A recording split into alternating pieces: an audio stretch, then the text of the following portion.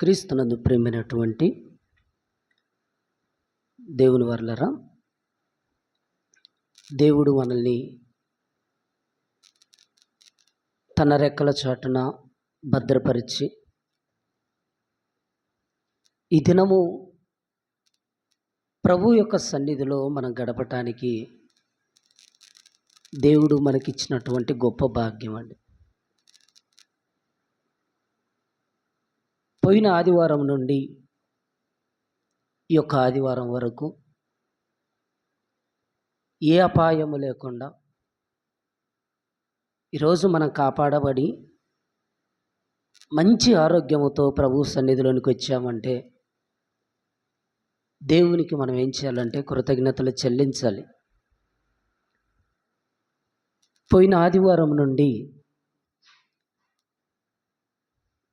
సోమవారం మొదలుకుంటే నిన్నటి దినం శనివారం వరకు కూడా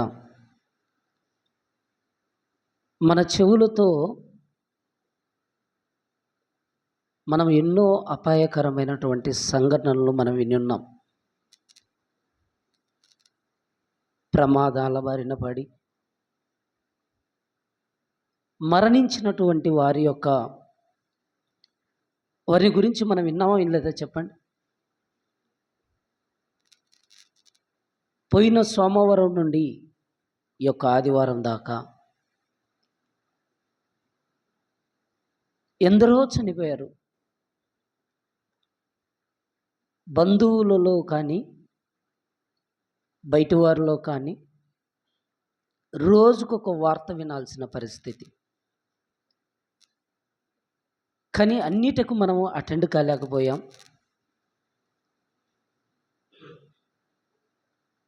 చాలా వరకు మనం ఆలోచించుకుంటే దేవుని యొక్క భద్రత అనేది మనకుందని మొదటిగా మనం నమ్మాలండి. ఈ శరీరము ధరించుకున్నటువంటి వాళ్ళు చాలామంది మట్టిలో కలిసిపోయారండి. వాళ్ళు కూడా మనలాగానే ఆలోచించుకున్నారు, ఈ భూమి మీద ఉండాలి, నా కుటుంబంతో గడపాలి, నా పిల్లలతో ఉండాలి అనుకున్నారు. కానీ దేవుడిచ్చినటువంటి ఆ యొక్క దినాలు అనేది వారికి ముగిసిపోయాయి. మనకైతే ఈరోజు దేవుడు ఇంకా ఆయుష్నిస్తున్నాడు. మనం ప్రాణముతున్నంత మాత్రము మనం మంచివారం అంటే మంచివారం కాదు. దేవుడు మనల్ని ఎంతగా మనల్ని భద్రపరుస్తున్నాడంటే మనం మారాలని, మనం దేవుడికి ఉపయోగపడాలని. ఈ భూమి మీద ఎంతోమంది చాలామంది ఉన్నారండి భూమి మీద. ఏ ఒక్కరిని మనం వెళ్ళి అడిగినా నువ్వు మంచివారువా చెడ్డవారు అంటే ప్రతి ఒక్కళ్ళం చెప్పుకునే మాట ఏంటంటే మంచివారం అనేనండి. మన నోటితో మనము నేను తప్పు చేశానని కానీ దేవునికి విరుద్ధముగా మనం నడుచుకున్నామని కానీ ఏ ఒక్కరూ ఒప్పుకోమండి. ఏ ఒక్కరూ కూడా ఉన్నది ఉన్నట్టుగా పలికేటువంటి మానవుడు ఈ భూమి మీద లేరండి. మీరు నమ్మాలి. ఈ భూమి మీద బ్రతుకుతున్నటువంటి ప్రతి మనిషి ఎక్కడో ఒక దగ్గర తప్పు చేస్తూ, ఎక్కడో ఒక దగ్గర దేవుడికి బాధ కలిగించేటువంటి పరిస్థితి అండి. మనం అనుకుంటాం చాలా వరకు ఈరోజు స్నేహితుల దినమని. చాలామంది స్నేహం, ఈ స్నేహముతో చాలామంది ఏం చేస్తారంటే మనిషికి ఉన్నటువంటి కష్టాలు, కన్నీళ్ళు, బాధలు, ఇబ్బందులు, సమస్యలు అన్నీ కూడా పంచుకుంటారండి. నాతో ఎక్కువ స్నేహంగా ఉన్నారు కాబట్టి, నాకు చాలా క్లోజ్‌గా ఉన్నారు కాబట్టి అని మనిషి ఏం చేస్తాడంటే తన మనసులో ఉన్నది దాచుకోకుండా ఎదుటి వారికి తెలియపరుస్తారు. స్నేహం అన్నది ఎప్పుడు కూడా ఒకేలాగా ఉండరండి. స్నేహం అన్నది ఎప్పుడు కూడా ఒకేలాగా ఉండరు. స్నేహముగా మనతో ఉన్నట్టు నటించినా, మనం ఉన్నప్పుడు మంచిగా మాట్లాడతారు. మనం లేనప్పుడు చెడుగా మాట్లాడతారు. మనకున్న ప్రతి బలహీనతను ఎదుటివాడికి స్నేహితుడని, స్నేహితురాలని మీరు చెప్పుకుంటే, నువ్వు చెప్పినటువంటి మాటలను బట్టి నీ స్నేహితుడైనా, నీ స్నేహితురాలైనా నిన్నేం చేస్తారో తెలుసా? ఎగతాళి చేస్తారండి. ఇది నేను చెప్పే మాట కాదు. బైబిల్ చెప్పుతున్న మాట. స్నేహితుడు, స్నేహితురాలని మనం ఎక్కువగా మనకున్నటువంటి కష్ట సుఖాలను మనం పంచుకున్నప్పుడు, మనకున్నటువంటి ఆ బాధను బట్టి వాటితో మనల్ని ఏం చేస్తారంటే ఎక్కువ శాతం ఎగతాళి చేస్తారు, హేళన చేస్తారు, తక్కువ చేసి మాట్లాడతారండి. మనం అనుకుంటాం నా ముఖ్య స్నేహితురాలు, నా ముఖ్య స్నేహితుడు, నా ఫ్రెండ్ అండి అని మనం చెప్పుకుంటాం. దేవుడు అంటాడు అసలు స్నేహితుడిని నమ్మొద్దు అంటాడండి. స్నేహితురాల్ని నమ్మొద్దు అంటున్నాడు దేవుడు. ఎంత చక్కగా దేవుడు తన గ్రంథములో పొందుపరిచాడో బైబిల్‌లో నుంచి కొన్ని మాటలు చూద్దామండి ఈరోజు. చూడండి యోబు గ్రంథం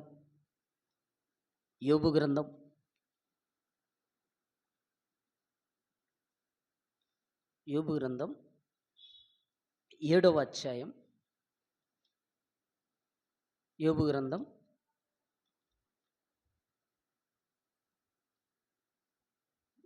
నా స్నేహితులు నన్ను ఎగతాళి చేయుచున్నారు అనే మాట ఉంటుంది చూడండి. మొదటిగా యోబు గ్రంథం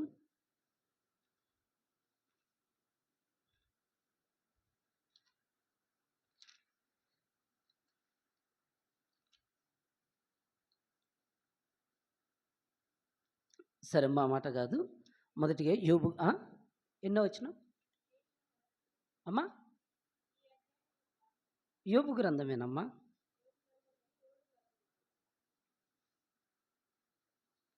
యోబు గ్రంథం 6వ అధ్యాయం. యోబు గ్రంథం 6వ అధ్యాయం 15వ వచనాన్ని ఒకసారి చూడండి. నా స్నేహితులు ఎండిన వాగువలెను, మాయమైపోవు జలప్రలయములను నమ్మకూడని వారైరి అంటున్నాడు చూడండి. నా స్నేహితులు నమ్మకూడని వారైరి అంటుంటాడు. మనం స్నేహితులను నమ్ముతున్నామని నమ్మటం లేదా చెప్పండి? నా స్నేహితుడండి, నా ప్రాణ స్నేహితుడండి, నేను ఏది చెప్పినా కూడా అది అసలు పక్కవాడికి చెప్పడండి, తన మనసులోనే దాచుకుంటాడండి అని మనం చాలాసార్లు మన స్నేహితుల గురించి మనం గొప్పగా చెప్పుకుంటుంటామండి. కానీ ఆ స్నేహితులే ఏం చేస్తారంటే నమ్మకూడని వారైరి అంటాడు. మీకు రేపు చూపిస్తానండి ఆ మాట. నా స్నేహితులు నన్ను ఎగతాళి చేయుచున్నారనే మాట కూడా ఉందండి యోబు గ్రంథము. నా స్నేహితులు నన్ను ఎగతాళి చేస్తున్నారంటండి. ఎందుకు ఎగతాళి చేస్తున్నారంటే యోబు గారికి వచ్చినటువంటి ఆ కష్టాలు, ఆ బాధలు, ఆస్తి పోవటం, ఆరోగ్యం క్షీణించిపోవటం, దాన్ని బట్టి ఏం చేస్తున్నారంటే యోబును ఎగతాళి చేస్తున్నారండి. మనల్ని కూడా అంతేనండి. మన స్థితి బాగోలేదనుకోండి, మనల్ని ఏం చేస్తారంటే ఎగతాళి చేస్తారు. మన ముందు ఎగతాళి చేయరండి. మన ముందు ఎలా మాట్లాడతారంటే సమాధానంగా మాట్లాడతారండి. మన ముందు ఎలా మాట్లాడతారంటే ప్రేమగా మాట్లాడతారండి. కానీ మనం లేనప్పుడు ఎగతాళి చేస్తారు. బైబిల్ ఇక్కడ అంటుంది, నా స్నేహితులు నమ్మకూడని వారయ్యారంట చూడండి. ఈ లోకంలో ఎవరిని నమ్మాలి చెప్పండి? కుటుంబంలో మనుషులను నమ్మాలంటే కుటుంబంలో కాదు. భర్త భార్యను కాదు. ఎవ్వరిని కాదండి. ఎవరికి వారంగానే భక్తి కలిగి, భయం కలిగి, దేవుడంటే భయపడుతూ బ్రతకవలసినటువంటి రోజుల్లో ఉన్నామండి. మనం చూడగలిగితే మీకా గ్రంథం 7వ అధ్యాయం. మీకా గ్రంథం 7వ అధ్యాయం 4వ వచనం కంచి చూడండి. 5వ వచనం అమ్మ, 5వ వచనం. స్నేహితుని యందు నమ్మిక ఉంచవద్దు, ముఖ్య స్నేహితుని నమ్ముకొనవద్దు అంటున్నాడు చూడండి. దేవుడు ఏం చెప్తున్నాడండి? స్నేహితుని యందు నమ్మిక ఉంచవద్దు, ముఖ్య స్నేహితుణ్ణి నమ్ముకొనవద్దు అంటున్నాడు చూడండి. మనం ఎవరిని నమ్ముతాం? స్నేహితుడండి, నా స్నేహితురాలండి అని మనం నమ్ముకుంటుంటామండి. మనం ప్రేమతో ఉన్నంత వరకు మనతో బాగానే ఉంటారండి. ఏదైనా ఒక చిన్న సమస్య అన్నది, ఒక చిన్న మాట విషయంలో తేడా వచ్చిందనుకోండి, అప్పుడు ఏం చేస్తారో తెలుసా? నువ్వు ఏ మాటలైతే చెప్పావో ఆ మాటలు నువ్వు ఒకరికి చెబితే ఆమె 10 మందికి చెప్తుందండి. మనం ఒకరికి మన స్నేహితురాలని, మన స్నేహితుడని, మనలో ఉన్నటువంటి ఆ బలహీనతను మనం ఎప్పుడైతే చెప్పుకుంటామో ఆ తర్వాత మన గురించి ఎక్కువ పబ్లిసిటీ చేసేది ఎవరంటే మనతో పాటు ఉన్నటువంటి మన స్నేహితుడు, మన స్నేహితురాలే మన గురించి చెడ్డగా చెబుతారండి. ఆఖరికి మనతో ప్రేమతగా ఉన్నంతసేపు నటిస్తారండి ఎవరైనా అంతే. ఒక్క రవ్వ తేడా జరిగిందనుకోండి, మనం ఏదైతే బలహీనత చెప్పామో గనక ఆ బలహీనతను ఏం చేస్తారంటే ఆసరాగా చేసుకుంటారండి. ఆ బలహీనతను ఆసరా చేసుకొని ఆ తర్వాత మనల్ని ఏం చేస్తారంటే ఆడుకుంటారండి అంతే నిజంగా. అందుకే మన జీవితంలో మనం ఎవరికి విలువ ఇవ్వాలంటే దేవుడికండి. భర్త భార్యకు కానీ చెప్పకూడదంటాడండి. మన పెదవులు ఉంటాయి కదండి, మన పెదవులో మన హృదయములో ఉన్నటువంటి మాటను ఎవరి దగ్గరంటే ఆఖరుకు పెళ్లి చేసుకున్నటువంటి భార్య దగ్గర కూడా నువ్వు జాగ్రత్త పడమని చెప్పాడండి దేవుడు తెలుసా. ఇక్కడే మనం చూస్తే, నీ కౌగిటిలో పండుకొని ఉన్న దాని ఎదుట నీ పెదవుల ద్వారమునకు కాపు పెట్టు అంటున్నాడు చూడండి. దేవుడు స్నేహితుని నమ్మొద్దంటున్నాడు.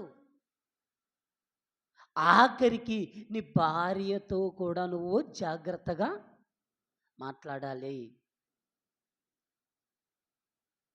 నువ్వు చాలా జాగ్రత్తగా ఉండాలని దేవుడు సెలవిస్తున్నాడండి మనకు. మనం ఏం చేస్తున్నామంటే మన కష్టాలు, మన బాధలు, మన సమస్యలన్నీ కూడా పంచుకోవటానికి ఇష్టపడుతుంటామండి. అంతేనా కదా మనం?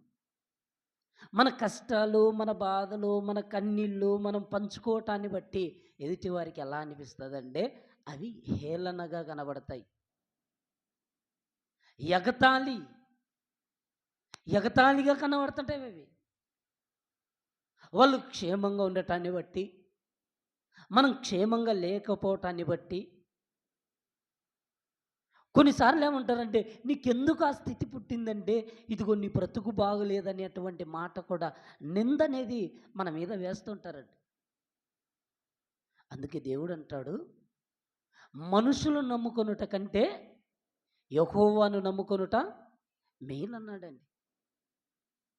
మనకు కష్టమొచ్చినా, మనకు బాధొచ్చినా, మనకు సమస్యలొచ్చినా మనం ఎవరి దగ్గరంటే దేవుడి దగ్గరండి. దేవుడి దగ్గర మనము ప్రతిదీ కూడా దేవుని సన్నిధిలో ఒప్పుకునేటువంటి స్థితిలో మనం ఉండాలండి. దేవుడు అంటున్నాడు, ముఖ్య స్నేహితుడిని నమ్ముకోవద్దు అంటున్నాడు చూడండి. మనం నమ్ముకుంటుంటామండి ఎక్కువ శాతం. నా స్నేహితుడండి, నా స్నేహితురాలండి అని మనం ఎక్కువగా ఎదుటి వాళ్ళను నమ్ముతుంటాము. నమ్మిన తర్వాత ఏం చేస్తారంటే, ఆ తర్వాత నమ్మక ద్రోహం అన్నది జరుగుతుంటదండి. ఎక్కడో ఒక్కరిద్దరు స్నేహంగా ఉంటారే తప్ప, మిగిలిన శాతం ఈరోజు నమ్మి స్నేహితులతో బయటికెళ్ళి చనిపోయిన వాళ్ళని చూడటం లేదా మనం? స్నేహితులు చంపిన వాళ్ళని కనపడటం లేదా? బర్త్‌డే పార్టీకని వెళ్ళి చచ్చిపోయిన వాళ్ళు లేరా? స్నేహితుల చేతుల్లో ఎంతోమంది చనిపోయిన వారిని మనం చూస్తున్నాం. ఇంకా మనం చూడగలిగితే ఇర్మియా గ్రంథం, ఇర్మియా గ్రంథం 9వ అధ్యాయం, ఇర్మియా గ్రంథం 9వ అధ్యాయం 4వ వచనం. మీలో ప్రతివాడును తన పొరుగువాని విషయమై జాగ్రత్తగా ఉండవలెను అంటాడు చూడండి. ఎవరు రాశారండి ఈ మాట? దేవుడు రాయించాడా లేదా? దేవుడు ఏమని రాయించాడు? మీలో ప్రతివాడును తన పొరుగువాని విషయమై జాగ్రత్తగా ఉండవలెను అని రాయించాడు చూడండి. ఎందుకని? మనిషి నమ్మదగినవాడు కాదు. అందుకే దేవుడు అంటున్నాడు, మీలో ప్రతివాడు తన పొరుగువాని విషయమై జాగ్రత్తగా ఉండవలను. ఏ సహోదరునైనను నమ్మకుడి అంటున్నాడు చూడండి. దేవుడు ఏమని రాయిస్తున్నాడంటే, ఏ సహోదరునైనను నమ్మకుడి అన్నాడండి. మనమైతే అందరిని నమ్మేస్తున్నామండి.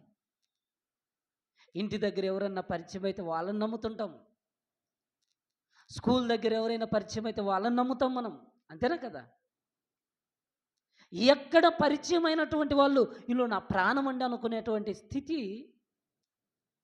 ఈరోజు మనుషులకు కలుగుతుంటది. కానీ ఇక్కడ మన దేవుడు చెప్తున్నాడు ఏమంటే, ఏ సహోదరునైనను నమ్మకుడి, నిజముగా ప్రతి సహోదరుడును తంత్రగొట్టై తన సహోదరుని కొంప ముంచునట చూడండి. ప్రతి సహోదరుడు తంత్రగొట్టై తన సహోదరుని యొక్క కొంపను ఏం చేస్తాడంటండి? ముంచేస్తాడంటండి. మేలు చేస్తాడని చెప్పటంలే ఇక్కడ. ఏం చెప్తున్నాడు? కొంప అనేది ముంచేస్తాడు. ఎలా ముంచేస్తారు? లేనిపోని మాటలన్నీ చెప్పేసి, ఏదో ఒక చిన్న సమస్య వచ్చినప్పుడు, నువ్వు ఆమె మాట వినలేదో, నువ్వు ఎప్పుడన్నా చెప్పినది కాదన్నావు అనుకోండి, నీ బలహీనతను ఏం చేస్తారంటే బయట పెట్టేస్తారు. అప్పుడేమైపోతుంది? మనము అవమానంతో చాలామంది చచ్చిపోయిన వాళ్ళు కూడా సమాజంలో చూస్తున్నామా లేదా? చూస్తున్నాం. ఎందుకంటే మనం ఏదైతే చెప్పామో, నువ్వే నాకు చెప్పావు గనక, నీ విషయమంతా నాకు తెలియపరిచావు గనక, ఒక ప్రేమ విషయమే కానీ యవనస్తులు ఏ విషయంలోనైనా కూడా ఎదుటి వారి దగ్గర మన బలహీనతను మనం పంచుకున్నప్పుడు వాళ్ళు మనల్ని ఏం చేస్తారంటే మనల్ని అణిచివేస్తారండి అంతేంగా. మనల్ని దేవుడికి దూరం అయిపోవటానికి మానసికంగా నలిగిపోతారండి చాలామంది. అలా ఉండ అలా ఉండకూడదంటే మనం ఏం చేయాలంటే దేవుడి మీద ఆధారపడాలి. నిజమైనటువంటి స్నేహితుడు ఎవరంటే దేవుడేనండి. నిజముగా మనల్ని ప్రేమించింది దేవుడేనండి. మన కోసం ప్రాణం పెట్టిన వాళ్ళు ఎవరు లేరు. మనల్ని ఇశ్రాయేలు ప్రజల్ని స్నేహించి నడిపించింది దేవుడేనండి. ఈరోజు దేవుని మనం పక్కన పెడుతున్నాం. దేవుని మాటను పక్కన పెడుతున్నాం. మనుషుల మాటలకే మనం ఎక్కువగా చెవినిస్తున్నామండి. దేవుని యొక్క వాక్యానికి ఎంతసేపు మనం సమయం ఇస్తామంటే అసలు సమయం ఇవ్వమండి మనం. స్నేహితుడు మనకు ఫోన్ చేశాడు అనుకోండి, మనం వెంటనే ఏం చేస్తామంటే ఆ ఫోన్ విషయంలో తల్లిదండ్రులు పక్కన పెట్టేస్తాం. అందరిని పక్కన పెట్టేసి బయటికి వెళ్ళిపోయి మనం ఫ్రీగా మాట్లాడుకొని వచ్చేస్తాం.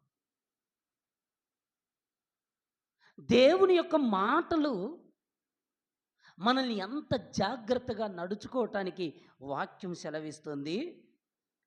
ప్రతి సహోదరుడును తంత్రగొట్టై తన సహోదరుని కొంపను ముంచును, ప్రతి పొరుగువాడును కొండెములు చెప్పుటకై తిరుగులాడుచున్నాడంట. చూడండి, ప్రతి పొరుగువాడు అంటున్నాడు. చూడండి, ప్రతి పొరుగువాడు దేనికోసం తిరుగుతున్నాడంటండి? మంచి చేయటానికా, కీడు చేయటానికా? కీడు చేయటానికి. కొండెములంటే సాడి చెప్పటానికి, లేనిది కల్పించి చెప్పటానికి. ఈ మాట ఎవరు రాశారు? దేవుడేనా కదా? దేవుడు ఎప్పుడో రాయించి పెట్టాడండి. ఏమంటున్నాడంటే ప్రతి పొరుగువాడును కొండెములు చెప్పుటకై తిరుగులాడుచున్నాడు, సత్యము పలుకక ప్రతివాడును తన పొరుగువానిని వంచిస్తాడంట. చూడండి, ఏం పలకటం లేదంటండి, సత్యము పలుకక అంటున్నాడు. చూడండి, సత్యం అనేది పలుకకుండా పొరుగువాన్ని వంచటం, ఎదుటివారి ఎడల తక్కువ చేసి మాట్లాడటం, అది కనబడుతుందా కనబడటం లేదా చెప్పండి? సమాజంలో మనం అనుకుంటున్నామండి మనతో మాట్లాడినంతసేపు అబ్బో చాలా ప్రేమ చూపిస్తున్నాడంటే అది నిజం కాదండి. పైకి నోటి నుంచి వచ్చేటువంటి మాట వేరండి, హృదయంలో ఉండేటువంటి ఆలోచన వేరండి. నిజంగా పైకి వెళ్ళామంటే తీయగా మాట్లాడతారు, ప్రేమగా మాట్లాడతారు. అది నిజం అంటే నిజము కాదు. దేవుడు అంటున్నాడు ఇక్కడ, సత్యము పలుకక ప్రతివాడును తన పొరుగువానిని వంచును, అబద్ధములాడుట తమ నాలుకకు అభ్యాసం చేసి ఉన్నారు, ఎదుటివానిని తప్పులు పట్టవలనని ప్రయాసపడుతున్నారంట. చూడండి, ఎదుటివానిని ఏం పట్టాలండి? తప్పులు పట్టాలని, ఎదుటివాడిని తప్పులు పట్టాలని ప్రయాసపడుతున్నారంట. చూడండి, దేవుడేమో భూమి మీద ఉన్నటువంటి మానవులను పిలుస్తున్నాడు, ప్రయాసపడి భారం మోయిచున్న సమస్త జనులారా నా దగ్గరికి రండి అంటుంటే, ఈ సమస్త జనులు ఏం చేస్తున్నారంటే ఎదుటి వారిని తప్పులు పట్టవలనని ప్రయాసపడుతున్నారంట. చూడండి, తప్పులు పట్టవలనని. నిజమైనటువంటి స్నేహితులు, ప్రాణానికి ప్రాణంగా ప్రేమించేటువంటి స్నేహితులు ఈ భూమి మీద చాలా తక్కువండి. అరుదండి అసలు. కష్టాలలో, ఇబ్బందుల్లో, సమస్యల్లో తోడుండి ఆదరించే వాళ్ళు చాలా తక్కువ మందండి. మన జీవిత కాలంలో మనకు ఎదురుపడినటువంటి వారిలో ఒక్కరిద్దరే తప్ప మిగతా వాళ్ళెవరు మనకు అంత తోడుగుండరండి. మనకు కష్టం వచ్చిందనుకోండి, మనతో పాటు ఉండేవాళ్ళు ఎవరో ఒక్కరు ఉంటారండి. మనం హాస్పిటల్‌లో ఉన్నామనుకోండి, హాస్పిటల్‌లో అనారోగ్యముతో హాస్పిటల్‌లో ఉన్నప్పుడు అందరూ మన దగ్గరికి బంధువులలో చాలామంది వస్తారండి. చాలామంది హాస్పిటల్ దగ్గరికెళ్ళి పరామర్శించినట్టుగా చూసి వస్తారండి. చూడడానికి వచ్చినటువంటి ప్రతి ఒక్కరూ మనపై ప్రేమ ఉందనంటారా? మీరు చెప్పండి. హాస్పిటల్ దగ్గరికి మన కోసమని వచ్చినటువంటి అందరికి ఆ ప్రేమ ఉందంటే ఉండదండి. కొంతమంది ఏం చేస్తుంటారంటే, వాడు చక్కగా ఉన్నాడా? లేడా? చూడాలనుకుని వచ్చేవాళ్ళు కొందరైతే, ఈడెప్పుడు పోతాడో చూడాలనుకుని వచ్చేవాళ్ళు కూడా చాలామంది ఉంటారండి. అంటే మనుషుల యొక్క నైజం అనేది చాలా డిఫరెంట్‌గా ఉంటదండి. మనతో మాట్లాడుతున్నటువంటి ఆ మాటలన్నీ నిజాలు కావండి. పైకి పెదాలతో వచ్చేటువంటి మాటలు తియ్యగా కనబడినా అంతరంగంలో మాత్రం ద్వేషముంటది. అసూయ ఉంటది. పగ ఉంటది. ఇదంతా అలా పెట్టుకొని ఎప్పుడు మనకు అవకాశం వస్తదని ఎదురు చూసేవాళ్ళు కూడా చాలామంది ఉంటారండి. మనతో ప్రేమగా నటించినప్పటికీ మనం అణిచివేయటానికి ఇక్కడ దేవుడు అంటున్నాడు, సత్యము పలుకక ప్రతివాడును ప్రతి తన పొరుగువాడిని ఏం చేస్తాడంటండి? వంచిస్తాడంట చూడండి. తక్కువ చేస్తాడంట. ప్రతివాడు వంచించటం. ఒకరికంటే ఉన్నతమైనటువంటి స్థితిలోనికి వెళ్ళిపోతుంటే ఈరోజు ఎలా ఉంటదంటే, అసూయ అనేది ఈరోజు సమాజంలో కనబడుతుందండి. యేషోబున్నాడండి. యేషోబుకేమొచ్చాయి? కలలొచ్చాయి. ఆ కలలు రాగానే ఆ కలలను తన సహోదరులకు చెప్పుకున్నప్పుడు ఆ సహోదరులు స్వీకరించారా? అసూయపడ్డారా? మీరు చెప్పండి. అసూయ అనేది పెంచుకున్నారండి. మేమందరం నీకు లోబడాలా? మేము మాత్రమే కాకుండా అమ్మా నాన్నలు కూడా నీకు లోబడాలా? అని యోసేపును అన్నలు ఎప్పుడు అంతమొందించాలి? ఎప్పుడు ఇన్ని దూరం చేయాలి? నాన్న ఎక్కువ ప్రేమిస్తున్నాడు. ఈడ్ని నాన్న ఎదుట లేకుండా చెయ్యాలని పగ పెంచుకున్నది ఎవరు? పక్కనోళ్ళా? అన్నదమ్ముళ్ళేనండి.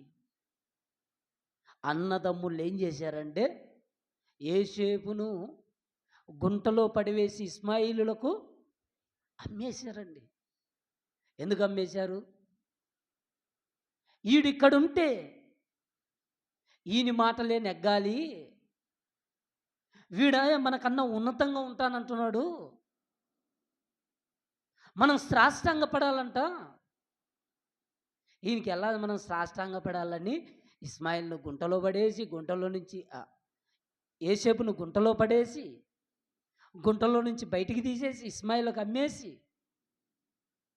తర్వాత హ్యాపీగా ఉందాం అనుకున్నారు. కొంతకాలానికి ఏమొచ్చింది?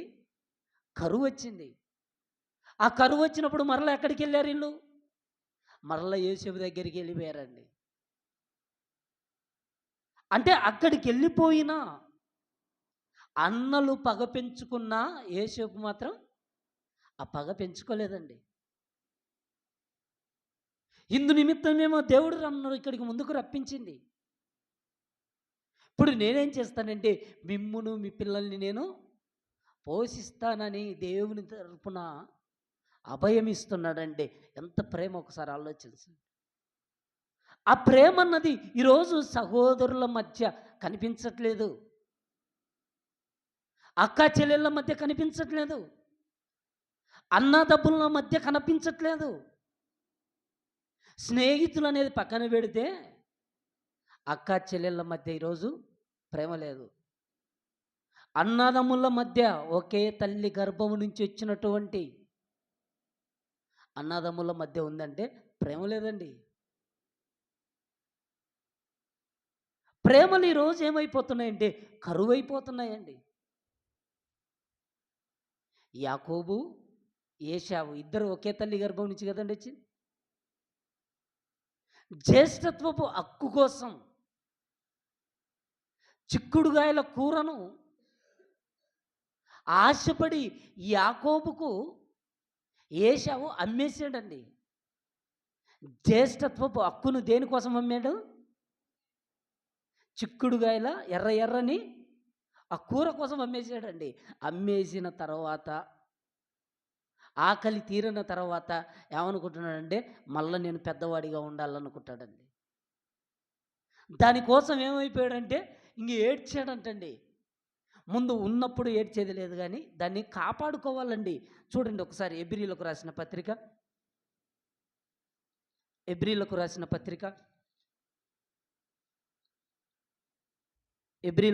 పత్రిక 12వ అధ్యాయం 16వ వచనాన్ని ఒకసారి చూద్దాం.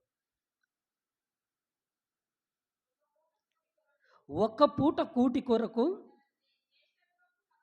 తన జ్యేష్ఠత్వపు హక్కును అమ్మివేసిన ఏశావు వంటి భ్రష్టుడైనను వ్యభిచారి అయినను ఉండునేమో అని జాగ్రత్తగా చూసుకొనుడి.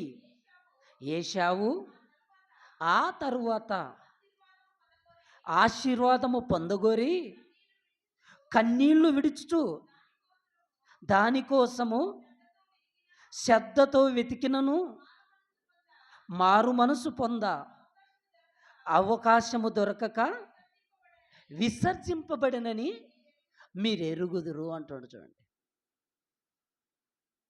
ఇక్కడ యాకోబు, ఏశావు ఇద్దరున్నారు. ఏశావు పెద్దవాడు, జ్యేష్ఠుడు ఇంట్లో. ఈ జ్యేష్ఠుడు ఏమనుకుంటున్నాడంటే ఇప్పుడు నేను ఆకలితో చచ్చిపోతున్నాను, చచ్చిపోయే నాకు ఈ జ్యేష్ఠత్వం ఎందుకు అనుకొని ఒక్క పూట కూటి కొరకు ఏం చేశాడంటే అరే నువ్వు నాకు ఆ కూర పెడితే నేను అది తినేసి ఈ జ్యేష్ఠత్వపు హక్కును నీకు ఇచ్చేస్తానని మాట ఇచ్చింది. దాన్ని పోగొట్టుకున్నాడండి. అలా పోగొట్టుకున్నటువంటి జీవితాలలో చాలామంది కనబడుతున్నారండి. ఒకే కుటుంబములో ఒకే తల్లి గర్భములో పుట్టినటువంటి పురుషులైనా స్త్రీలైనా ఈరోజు ప్రేమ అన్నది కనిపించట్లేదు. దేవుడు ఎంతో ప్రేమించి ఈ భూమి మీద విస్తరించాలని ఆయన కోరుకుంటే ఆయన విస్తరణను ఈరోజు ఆపటానికి ఒకే తల్లి గర్భములో పుట్టినటువంటి ప్రజలేనండి. సహోదరులే చంపుకోవటం. కయ్యను ఏబేలు గురించి మనం ఆలోచించుకుంటే కయ్యను ఏబేలు ఒకే తల్లి పిల్లలే కదండి. ఏబేలు మీద పడి కయ్యను చంపేశాడు. అంటే ఒకరు ఎదుగుతుంటే, తమ్ముడు ఎదుగుతుంటే అన్న ఓర్చలేనటువంటి స్థితి సమాజంలో కనబడుతుంది. బైబిల్లో మనకు ఎందరో కనబడుతున్నారు. ఏశాము యాకోబుకు అమ్మేశాడు జ్యేష్ఠత్వ హక్కును. యోసేపు మాత్రము దేవుడంటే భయం కలిగి, దేవుడంటే భక్తి కలిగి యథార్థంగా నడుచుకుంటూ పాపం చేయటానికి అవకాశం వచ్చినప్పటికీ కూడా ఎక్కడ కూడా పాపం చేయకుండా పవిత్రంగా నడుచుకుంటున్నటువంటి యోసేపును దేవుడు ఏం చేశాడంటే ఉన్నతమైనటువంటి స్థానంలో దేవుడు యేసేపుని ఉంచాడండి. ఆ స్థానాన్ని మరల మనల్ని ఉంచాలంటే, ఆ స్థానములో మనల్ని దేవుడు ఉంచాలంటే, మనం ఏం చేయాలంటే పవిత్రంగా జీవించాలండి. ఏ సహోదరుని నమ్మకూడదు. కానీ బైబిల్ ప్రకారంగా ఎవరైతే వాక్యానుసారంగా నడుచుకుంటారో అలాంటి వారిని మనము గుర్తించాలని వాక్యం చెబుతుంది. మూడో యోహాను పత్రిక, మూడో యోహాను పత్రిక,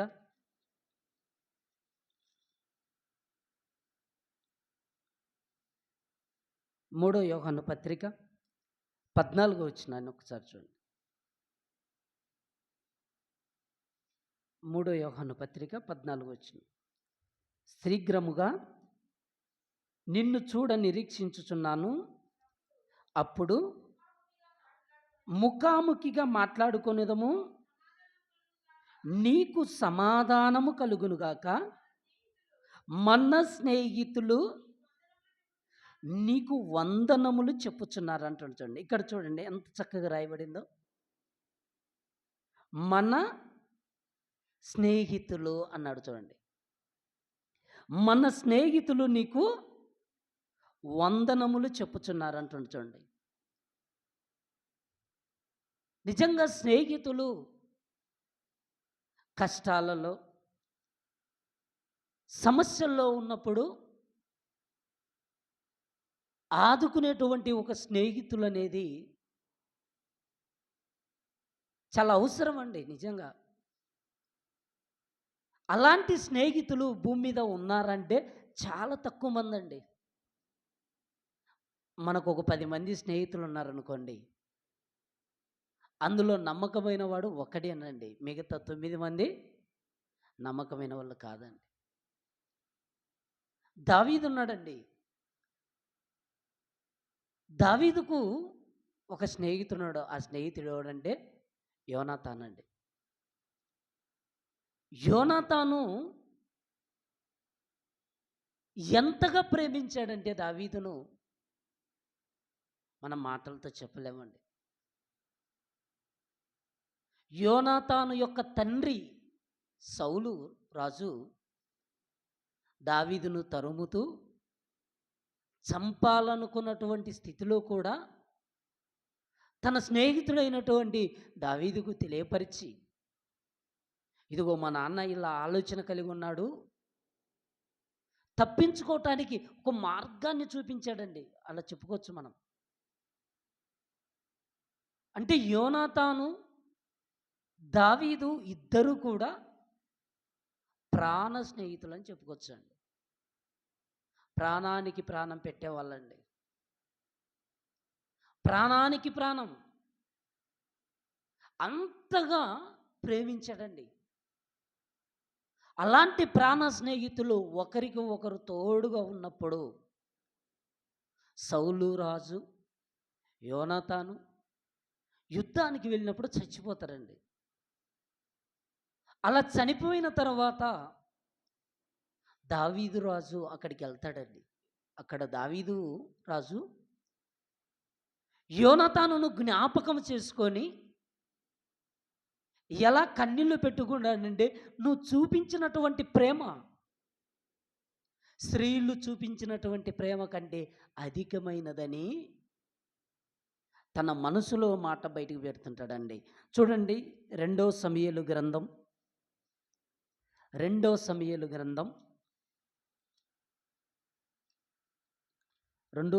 గ్రంథం మొదటి అధ్యాయం, రెండో సమూయేలు గ్రంథం మొదటి అధ్యాయం 26వ వచనం. నా సహోదరుడా యోనాతానా, నీవు నాకు అతి మనోహరుడువై ఉంటివి. నీ నిమిత్తము నేను బహు శోకమునందుచున్నాను. నాయందు నీకున్న ప్రేమ బహు వింతైనది.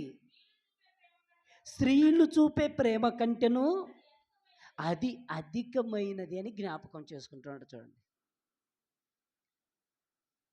నా పట్ల నువ్వు చూపించినటువంటి ప్రేమ అది బహు వింతైనది అంటున్నాడు చూడండి. దావీదు కన్నీళ్లు పెట్టుకొనుచు యోనతాను మరణమైపోయాడని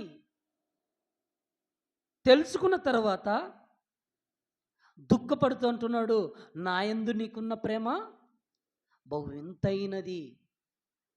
నీ ప్రేమ ఎలాంటిదంటే స్త్రీలు చూపించే ప్రేమ కంటే అతి ప్రేమ కంటే అధికమైనదంట చూడండి. అంటే ఎంత ప్రేమించాడో చూడండి. ఎంత మనం మాటలతో చెప్పుకోవడానికి సరిపోవండి. ఒక ప్రాణానికి ప్రాణంగా ప్రేమించేటువంటి స్నేహితుడు ఆ రోజు బైబిల్‌లో ఒక దావీదు, యోనతానులు కనబడుతున్నారు. కానీ ఈరోజు స్నేహితులు మీరు ఆలోచిస్తే ఇంటి దగ్గరకొచ్చి ప్రేమగా పిలుచకపోయి చంపేవాళ్ళు లేరంటారా? ఈరోజు మనం సినిమాకెళ్దాం రా అని తీసుకెళ్ళిపోయి చంపేవాళ్ళు లేరంటారా? బర్త్‌డే పార్టీలకు వెళ్ళి చనిపోయిన వాళ్ళు కనపడుతున్నారు. టూర్‌కని వెళ్ళి చంపినటువంటి వాళ్ళు కనపడుతున్నారు. స్నేహితులను దేవుడు అంటున్నాడు, నమ్మొద్దు అంటున్నాడు. కానీ ఎక్కడో ఒక్కరండి ప్రాణానికి ప్రాణంగా ప్రేమించే వాళ్ళు ఉంటారు. అంతే తప్ప అందరూ నన్ను ఎక్కువగా ప్రేమిస్తున్నారని ప్రతి ఒక్కరి దగ్గర మనం చులకనగా నడుచుకుంటే మాత్రం అదే మనకేమైపోతుందంటే ఉరితాడైపోతుందండి. మనం ఎంతో జాగ్రత్తగా ఉండాలంటున్నాడు. నిజమైన స్నేహితుడు ఎప్పుడు ఎలా ఉంటాడంటే మన కష్టాలలో కూడా మన కష్టాలలో తోడుండి మనలో మేలులో తోడున్నటువంటి స్నేహితుడు ఎలా ఉంటాడో ఒకసారి మనం బైబిల్లో చూడగలిగితే సామెతల గ్రంథం 17వ అధ్యాయం, సామెతల గ్రంథం 17వ అధ్యాయం 17వ వచనాన్ని చూడండి. నిజమైన స్నేహితుడు విడువక ప్రేమించును, దుర్దశలో అట్టివాడు సహోదరుడుగా ఉంటాడంట చూడండి. నిజమైన స్నేహితుడు ఎలా ఉంటాడంటే విడువక ప్రేమించును అంటాడు చూడండి. మనం ఎందరినో స్నేహం చేస్తున్నాం, ఎందరో మనకు పరిచయం అవుతుంటారు. నిజంగా ఎంతమంది ఉన్నారు చెప్పండి? మనకు పరిచయమైనటువంటి నాట నుంచి ఇప్పటి వరకు విడువక ప్రేమించేటువంటి ఆ స్నేహితులను ఒకసారి జ్ఞాపకం చేసుకోండి. ఉన్నారా? ఎక్కడున్నారు చెప్పండి? నిజమైనటువంటి స్నేహితులు ఎప్పుడు ఉంటారంటే విడువక ప్రేమిస్తారంటండి. మన స్నేహితులు ఎలాంటి వాళ్ళంటే మన దగ్గర డబ్బు ఉండి, మనం మంచి స్థితిలో ఉండి, మనం బాగా ఉంటే అందరూ స్నేహితులేనండి. డబ్బు ఉంది అనుకోండి, మంచి స్థితి ఉంది అనుకోండి, అందరూ స్నేహితులే. డబ్బులు లేవనుకోండి నిన్నెవరు దగ్గరికి రానియరు, నీతెవరు కూడా స్నేహం చేయరండి. అదే డబ్బు ఉంది అనుకోండి, ధనం ఉంది అనుకోండి, ధనం ఉండగానే అందరూ స్నేహం చేస్తారండి. డబ్బు ఉంటే స్నేహితులు దగ్గర అవుతారంటండి, డబ్బు లేకపోతే స్నేహితులు దూరం అయిపోతారంటండి. ఈ మాట ఎవరు చెప్పారు? దేవుడే చెప్పాడండి. డబ్బు ఉంటే మనకు స్నేహితుల దగ్గరికి వస్తారు, ఆ డబ్బులే లేకపోతే స్నేహితులు ఎంతో దూరం అయిపోతారంటండి. సామెతల గ్రంథం 19వ అధ్యాయం 4వ వచనం. ధనము గలవానికి స్నేహితులు ఎలా ఉంటారంటండి? అధికముగా ఉంటారంటండి. ధనము గలవారికి స్నేహితులు అధికముగా నుందురు అంటున్నాడు చూడండి. ధనం ఉందనుకోండి, మనకు మంచి స్థితి ఉంది అనుకోండి, మనకు స్నేహితులు ఎలా ఉంటారంట? అధికం. మనం వద్దంటున్నా కూడా మన దగ్గరికి వచ్చేస్తారండి. అదే మనకు డబ్బు లేదనుకోండి, మనం రమ్మన్నా మన దగ్గరికి ఎవరు రారంటండి. 7వ వచనాన్ని చూడండి. ఇప్పుడు 7వ వచనం. బీదవాడు తన చుట్టములందరికీ అసహ్యుడు అట్టివానికి స్నేహితులు మరి దూరస్తులు కుదురు అంటున్నాడు చూడండి. బీదవాడికి బీదవారికి స్నేహితులు అంటండి దూరస్తులు అనే కదా బైబిల్ చెప్పింది, మనం చెప్పటంలే. ధనం గల వారికి స్నేహితులు అధికం, బీదవారికి స్నేహితులు దూరస్తులు. మనం బీదవారుగా ఉన్నాం అనుకోండి, మన దగ్గరికి ఎవరు వస్తారు చెప్పండి?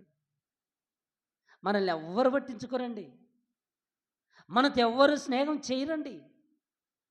కానీ మనతో స్నేహం చేయటానికి, మనల్ని ప్రేమించటానికి మన కోసం వచ్చినటువంటి నిజమైనటువంటి ప్రేమ చూపించింది ఎవరంటే యేసుక్రీస్తు ప్రభువేనండి. స్నేహితుడు యేసుతో పాటు తిరిగాడంటండి. యేసు ప్రభుతో పాటు ఉన్నటువంటి వ్యక్తి ఎవరంటే యూదా. కీర్తనల గ్రంథం 41వ అధ్యాయములో,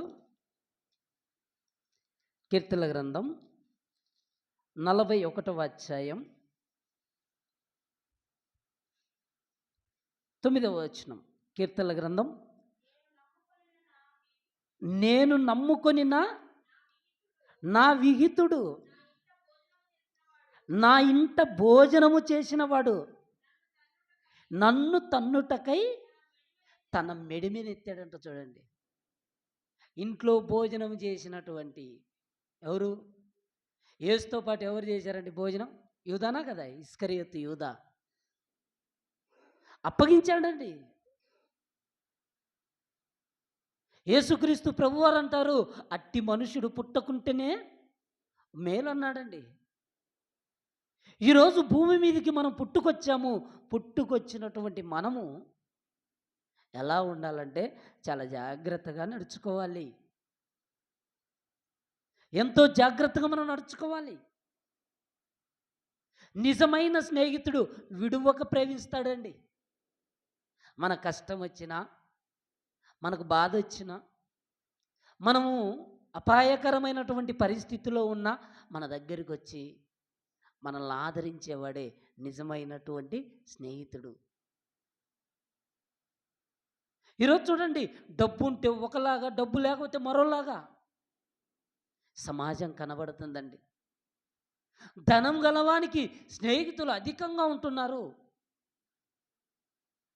బీదవారికి స్నేహితులు దూరస్తులు.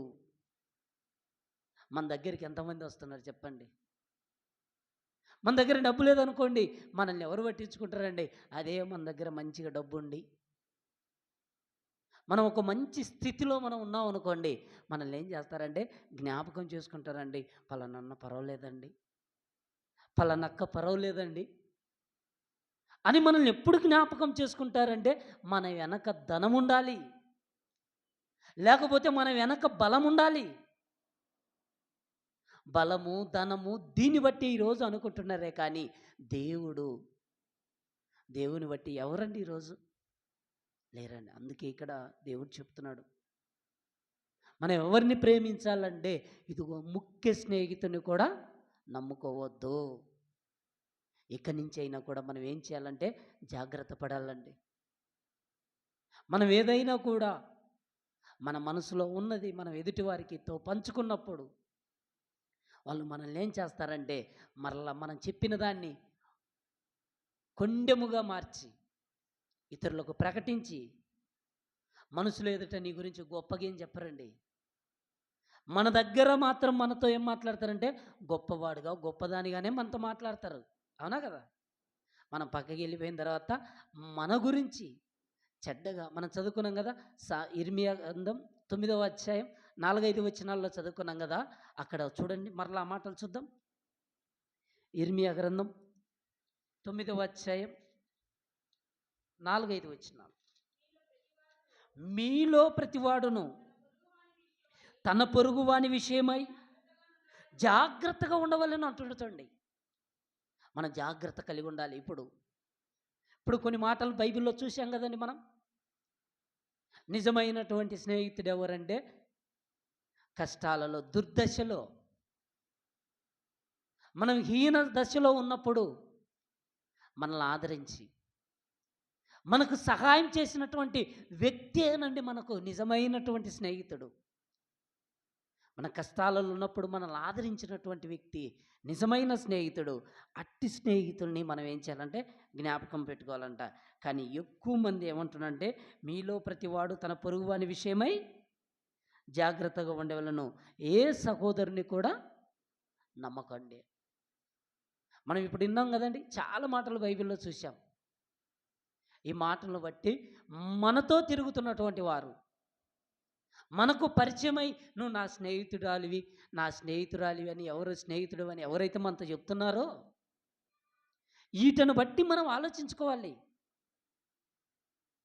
మన గురితో మాట్లాడినటువంటి, మనం మాట్లాడిన మాట మన స్నేహితుడని మనం చెప్పామనుకోండి, ఆ చెప్పినటువంటి మాట ఇంకొకరికి చెప్పకుండా ఇంతకాలం దాచిపెట్టాడు. ఎవరన్నా ఒకసారి ఆలోచించు. ఎవరికొకరికి చెప్పే ఉంటారండి.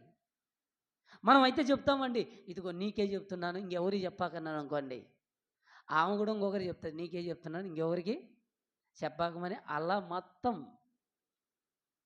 అందరి దగ్గరికి వెళ్ళిపోద్దండి. నీకే నీకే నీకే అనుకొని ఆఖరికి ఆమె దగ్గరికి వచ్చేస్తుంది. అలాంటి సమాజంలో ఈరోజు మనం బ్రతుకుతున్నాం కనుక మనం ఏం చేయాలంటే మన నోటిని కాచుకోవాలి. మనం ఏం చేయాలంటే మన నోటికి కళ్ళెం పెట్టుకోవాలి. మన నోటికి మనం కళ్ళెం పెట్టుకోకుండా, మన నోటిని మనం కాచుకోకుండా దైవ భక్తులు గల వారమని మనం చెప్పుకుంటే అది వ్యర్థమైపోద్దంటండి. అందుకే మనమే ఎదుటి వారికి చెప్పలేదనుకోండి, ఇంకా మన గురించి ఎవరు చెప్పుకోవడానికి ఏముండదు. కానీ ఇక్కడ అంటున్నాడు, ఏ సహోదరుని నమ్మకుడి, నిజముగా ప్రతి సహోదరును తంత్రగొట్టై తన సహోదరు యొక్క కొంపముంచును, ప్రతి పొరుగువాడును కొండెములు చెప్పుటకై తిరుగుచున్నాడు. సత్యము పలుకక ప్రతివాడును తన పొరుగువని వంచును, అబద్ధములాడుట తమ నాలుకలకు అభ్యాసం చేస్తున్నారంట. చూడండి, నిజం పలకడానికి కాదంటండి, అబద్ధము చెప్పడానికి. నువ్వు ఒకటి చెప్పావు అనుకోండి, దానికి ఇంకొక రవ్వ యాడ్ చేసి, దానికి ఇంకొక రెండు మాటలు యాడ్ చేసి చెప్పటానికి నాలుకకి ఏం చేస్తున్నారంట? అభ్యాసం, ప్రయాస పడుతున్నారంట. ఏ మాట చెప్తే నమ్ముతారు, ఏ మాట చెప్పి నమ్మించాలి అని నాలుకకి ఏం చేస్తున్నారంటే ఇక్కడ అభ్యాసం చేస్తున్నారంటండి. ఇదేం నేను చెప్పటం లేదు కల్పించుకొని, దేవుడు ఎప్పుడో మన గురించి, మన అందరి గురించి, భూమి మీద బ్రతుకుతున్నటువంటి మానవాళి గురించి రాయించిన మాటలు ఇవి. కనుక స్నేహితుడని, ఏదో చేతికి ఒకటి కట్టాడని, నా ప్రాణ స్నేహితుడు అనుకుంటే 10 రూపాయలు ఖర్చు పెడతానే కాదండి, చాలా జాగ్రత్తగా ఉండాలి. ఎవరు నిజమైన స్నేహితుడు? దుర్దశలో, హీన దశలో, పేదరికములో మన దగ్గరికి వచ్చి మనల్ని ఆదరించిన వాడే నిజమైన స్నేహితుడు. అతి నిజమైన స్నేహితుడు మనకున్నాడా లేడా ఒక్కసారి ఆలోచించండి. ఉన్నారా మనకు? ఎక్కడున్నారు చెప్పండి. ధనం గలవానికి ధనం ఉన్నటువంటి గృహాల దగ్గరికి, ఉద్యోగం ఉన్నటువంటి గృహాల దగ్గరికి, అన్ని గృహాల దగ్గరికి, అంటే డబ్బుండి హోదా ఉండి ఆ గృహాల దగ్గరికి వెళ్ళి చూడండి ఎంతమంది ఉంటారు. ఎవరింటికాడ కూడా ఇప్పుడు ఏం తక్కువనే ఉంటారండి. ఒక ఎమ్మెల్యే ఇంటి దగ్గరికి వెళ్ళి చూడండి, ప్రతిరోజు అక్కడ జనాలే ఉంటారు. ఎందుకు? అధికారం ఉందని. అదే అధికారం పోయిన తర్వాత చూడండి ఉంటారా? ఉండరు. దేవుడు ఎప్పుడో చెప్తున్నాడు, ధనము గలవానికి స్నేహితులు అధికంగా ఉంటారు. నీ దగ్గర డబ్బు ఉండి, నీకు మంచి హోదా ఉండి, పలుకుబడి ఉంటే నిన్ను సన్మానిస్తారు, నేను ప్రేమిస్తారు. నీ దగ్గర ఏది లేకపోతే నేను పక్కన పెట్టేస్తారు. ఇల్లూర్చిన తర్వాత చీపురు కట్టని ఎలాగైతే పక్కన పెడతారో అలా పెట్టేస్తారండి. మనతో అవసరం ఉంటే మనల్ని అలా వాడుకుంటారండి. కనుక జాగ్రత్తగా ఉండి నిజమైన స్నేహితుడు దుర్దశలో విడువక ప్రేమిస్తాడంటండి. మనల్ని ఎంతమంది విడువక ప్రేమించారో ఆలోచించుకోండి. స్టార్టింగ్ నుంచి ఇప్పటిదాకా మనకి ఎన్నో ఒడిదుడుకులొచ్చాయి. ఎన్నో కష్టాలొచ్చాయి. ఎన్నో బాధలొచ్చాయి. ఆ కష్టాలలో, ఆ బాధలలో మనల్ని ఆదరించిన వాళ్ళే మనకు నిజమైన స్నేహితులు. అది గుర్తుపెట్టుకొని దేవుని సన్నిధిలో మనల్ని మనమే జాగ్రత్త పడాలండి. ఎందుకంటే ప్రతి ఒక్కరూ పరిచయమైనటువంటి ప్రతి ఒక్కరూ మనకు స్నేహితులు కానే కాదు. అది గుర్తుపెట్టుకోండి. వాళ్ళ దగ్గర మనం ఎలా ఉండాలంటే చాలా జాగ్రత్తగా మన నోటిని కాచుకోవాలి. మన నోటికి చిక్కం పెట్టుకోవాలి. వాళ్ళ వల్లనే మనం ఎవరైతే స్నేహితులు అనుకుంటున్నామో వాళ్ళ వల్లనే మనకు ప్రమాదం అనేది ఉందని దేవుడు చెప్తున్నాడు. నేను ప్రమాదానికి ఎదురొడ్డుతాను, చేప నీటికి ఎదురొడ్డినట్టు నేను పోతానంటే మనం చచ్చిపోతాం, ప్రమాదంలో పడిపోతాం. అలా కాకుండా మనం జాగ్రత్త పడి వెనకడుగేసి దేవుని యందు భయభక్తులు కలిగి ఉన్నతంగా ముందుకు వెళ్ళాలని దేవుని యొక్క వాక్యం సెలవిస్తుంది. ఒకసారి మనము కొరింథీయులకు రాసినటువంటి మొదటి పత్రిక, కొరింథీయులకు రాసిన మొదటి పత్రిక 11వ అధ్యాయం, కొరింథీయులకు రాసిన మొదటి పత్రిక 11వ అధ్యాయం 23వ వచనం కాంచి చూద్దామండి. నేను మీకు అప్పగించిన దానిని ప్రభువు వలన పొందితిని. ప్రభువైన యేసు తాను అప్పగింపబడినటువంటి రాత్రి ఒక రొట్టెనెత్తుకొని కృతజ్ఞతాస్తుతులు చెల్లించి దాన్ని విరిచి ఇది మీ కొరకైన నా శరీరము, నన్ను జ్ఞాపకం చేసుకొనుటకై దీన్ని చేయుడని చెప్పెను. ఆ ప్రకారమే భోజనమైన పిమ్మట ఆయన పాత్రను ఎత్తుకొని, ఈ పాత్ర నా రక్తం వలనైన క్రొత్త నిబంధన, మీరు దీనిలోనిది త్రాగునప్పుడల్లా నన్ను జ్ఞాపకం చేసుకొనుటకై దీన్ని చేయుడని చెప్పాను. ఇక్కడ చూడండి, యేసుక్రీస్తు ప్రభుల వారు శరీరమును రక్తమును దేని కొరకు మనల్ని తీసుకోమంటున్నాడంటే జ్ఞాపకము చేసుకొనుటకై అంటున్నాడండి. మనం ప్రభు యొక్క శరీరమును రక్తములో పాలు పంపులు పొందుతున్నామంటే జ్ఞాపకం. మనకేదైనండి మనకు తెలిసినటువంటి వస్తువు అయిందనుకోండి, ఒక వస్తువు పేరు మనకు తెలిసింది అనుకోండి, ఎవరైనా కొనకరమ్మని అంగడికి పంపిస్తే మనకు అది జ్ఞాపకం ఉంటుందండి. అంతేనా కదా? మనకు నోరు తిరగనిది, మనకు తెలియంది ఎవరైనా కానీ చెప్పారనుకోండి, నువ్వు వెళ్తున్న మార్గంలో నువ్వు దాన్ని జ్ఞాపకం పెట్టుకుంటావో పెట్టుకోవో చెప్పండి. ఖచ్చితంగా మనం ఏం చేస్తామంటే జ్ఞాపకం చేసుకుంటాం. ఇది ఫలాని పేరు, అది అంత మనం జ్ఞాపకం చేసుకుంటాము. అది కొనుక్కునేంత వరకు, మళ్ళీ కొనుక్కున్న తర్వాత ఏమనుకుంటే ఆల్రెడీ తీసుకున్నలే అని నిర్లక్ష్యం వచ్చేస్తుంది. అంతేనా కదా? ఒక వస్తువు పేరు చెబితే దాన్ని కొనుక్కున్నంత సేపటికి దాన్ని జ్ఞాపకం పెట్టుకుంటామండి. అది కొనుక్కున్న వెంటనే ఏమైపోతామంటే ఆల్రెడీ నేను తీసేసుకున్నాను, ఇంకా నాకు ఆ పేరుతో అవసరం లేదు అనేసి మర్చిపోయేటువంటి పరిస్థితులు ఉంటాయండి. కానీ ఇక్కడ ప్రభు యొక్క శరీరమును మనం ప్రతి వారము తీసుకుంటున్నా, ప్రతి వారం మనం జ్ఞాపకం చేసుకోవాలంటండి. ఏమనంటే యేసుక్రీస్తు వారి యొక్క దేహం నా కోసం అర్పించబడింది, క్రీస్తు ప్రభుల వారి యొక్క రక్తం నా కోసం చిందింపబడింది అని మనం జ్ఞాపకం చేసుకొని, ఆ జ్ఞాపకం చేసుకొని తీసుకున్న దాన్ని బట్టి మనం ఏం చేయాలంటే ఇతరులకు తెలియపరచాలంటండి. ఏమనంటే యేసుక్రీస్తు ప్రభుల వారు ఈ లోకానికి వచ్చాడు, యేసుక్రీస్తు ప్రభుల వారు మన కోసం చనిపోయాడు, ఆయన సన్నిధికి రమ్మని మనం చెప్పటానికి మనం ప్రచురించాలంటాడు. చూడండి 26వ వచనం.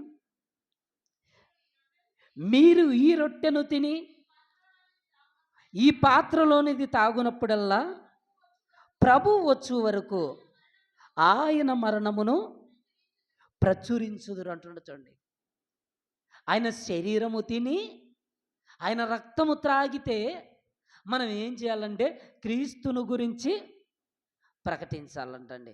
ఈరోజు మనం ప్రకటించటానికి శరీరములో రక్తంలో మనం పాలు పంపులు పొందాలి. ఒకవేళ బలహీనంగా మనం ఉంటే, దేవాన్ని బలహీనంగా ఉన్నాను, క్రీస్తు రక్తం ప్రతి పాపము నుండి మమ్మల్ని పవిత్రపరుస్తుందని మరి మొదటి యోహాను పత్రిక మొదటి యోహాను పత్రిక మొదటి అధ్యాయం మొదటి యోహాను పత్రిక మొదటి అధ్యాయం 8వ వచనం. మనము పాపము లేని వారమని చెప్పుకొని ఎడల మనల్ని మనమే మోసపుచ్చుకుందుము, మరియు మనలో సత్యం ఉండదు. మన పాపములను మనం ఒప్పుకొని ఎడల ఆయన నమ్మదగిన వాడును నీతిమంతుడును గనుక ఆయన మన పాపములు క్షమించి సమస్త దుర్నీతి నుండి మనలను పవిత్రులుగా చేయును అని ఉన్నాడు. చూడండి, ప్రభు యొక్క శరీరము రక్తం మన దగ్గరికి వస్తున్నప్పుడు మనల్ని మనమే పరీక్షించుకుంటూ మన పాపములను మనం ఒప్పుకుంటూ ఆయన ప్రభు యొక్క శరీరములో రక్తంలో పాలు పంపులు పొందితే మనం పరిశుద్ధులుగా తీర్చబడతాం, పవిత్రులుగా మనం ఉంటాం, ఇతరులకు ప్రకటించేవారుగా మనం ఉంటాం. దేవుడి మాటలు దీవించునుగాక. తల్లు వంచినట్లయితే ప్రార్థన చేసుకొని ఆరాధనలో ప్రవేశిద్దాం. మమ్మల్ని మిక్కిలిగా ప్రేమించిన మా కన్న తండ్రి, నీ ఘనమైన శ్రేష్టమైన పరిశుద్ధమైన నామానికి నైనా కృతజ్ఞతలు చెల్లిస్తున్నాం. దేవా, ఈ దినమున తండ్రి నిజమైనటువంటి స్నేహితుడు విడువక ప్రేమిస్తాడు, దుర్దశలో అట్టివాడు స్నేహితుడుగా ఉంటాడని మీ లేఖనాల ద్వారా మేము తెలుసుకున్నాం. దేవా, ప్రతివాడు నాయన వంచటానికి, అబద్ధముగా నాయన చెడ్డ మాటలు పలకటానికి ఉన్నారని మీ లేఖనాల ద్వారా తండ్రి మేము తెలుసుకున్నాం.